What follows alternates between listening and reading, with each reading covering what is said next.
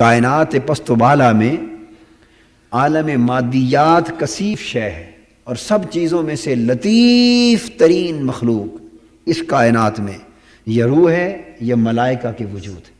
تو جو پاکیزگی، جتنی طہارت انبیاء علیہ السلام کی ارواح مقدسہ کو اور اولو العزم ملائکہ کے نور کو عطا کی گئی، انوار کو، اس سے بڑھ کر لطافت اور طہارت حضور علیہ السلام کے بشری پیکر کو عطا کی گئی۔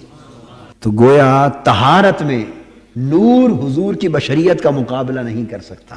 یہی وجہ ہے کہ ان کے جسم پاک کو بھی بے سایہ بنایا گیا، چونکہ کثافت ہے ہی نہیں۔ کثافت سے ہی سایہ ہوتا ہے، اور گناہ کثافت ہے، گناہ کثافت ہے، اور حضور کے وجود پاک میں کثافت نہیں ہے۔ چونکہ کثافت ہی نہیں ہے اور وہ خود نور سے لطیف تر ہے، تو میں آپ کو یہ سمجھاؤں کہ سایہ کیوں بنتا ہے۔ سایہ جب یہ روشنی پڑتی ہے کسی جسم پر تو روشنی لطیف ہوتی ہے اور جسم کثیف ہوتا ہے، جسم روشنی لطیف ہوتی، تو جسم جو کثیف ہوتا ہے یہ رکاوٹ بن جاتا ہے روشنی کے گزرنے میں۔ جو جسم جتنا کثیف زیادہ ہوگا وہ اس قدر روشنی کو روکے گا، جو جسم جتنا لطیف ہوگا اسی قدر روشنی اس میں سے گزرے گی۔ سایہ یاد رکھیں فی نفسہ ہی کوئی شے ہی نہیں ہے، تو جسم چونکہ روشنی سے کثیف ہے اس لیے سایہ بنتا ہے، اور ساری کائنات کی روشنیاں مل کر اور ساری کائنات کے انوار مل کر بھی حضور کے جسد اقدس جیسی لطافت بھی حاصل نہیں کر سکتے۔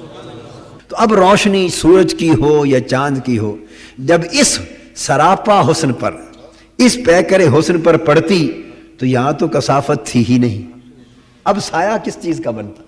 مکھی ہے وہ بھی کثیف کثافت پہ بیٹھتی ہے، کثافت پہ، اس لیے جسد اطہر میں کثافت تھی نہیں، سو مکھی بھی کبھی نہ بیٹھی، کثافت نہ تھی سو سایہ بھی کبھی نہ بنا۔ یہ جو ہم خوراک کھاتے ہیں، یہ خوراک جب کھاتے ہیں تو حلال طیب اور پاک ہوتی ہے یا ناپاک؟ آپ کے جسم میں جاتی ہے تو اس جسم کی صحبت اس کے بہت سے حصے کو ناپاک کر دیتی، اب ہم اس سے نفرت کرتے ہیں۔ سو حضور کے جسد اطہر میں چونکہ کثافت نہ تھی، کثافت نہ تھی، تو وہ کھانا جب حضور کے جسم اقدس کے اندر جاتا، تناول فرماتے، تو تناول فرمانے سے پہلے تو اس کی خوشبو عام ہوتی تھی جو کھانوں کی ہوتی ہے، اور جب جسد پاک سے نکلتا تھا خوشبو بڑھ جاتی تھی۔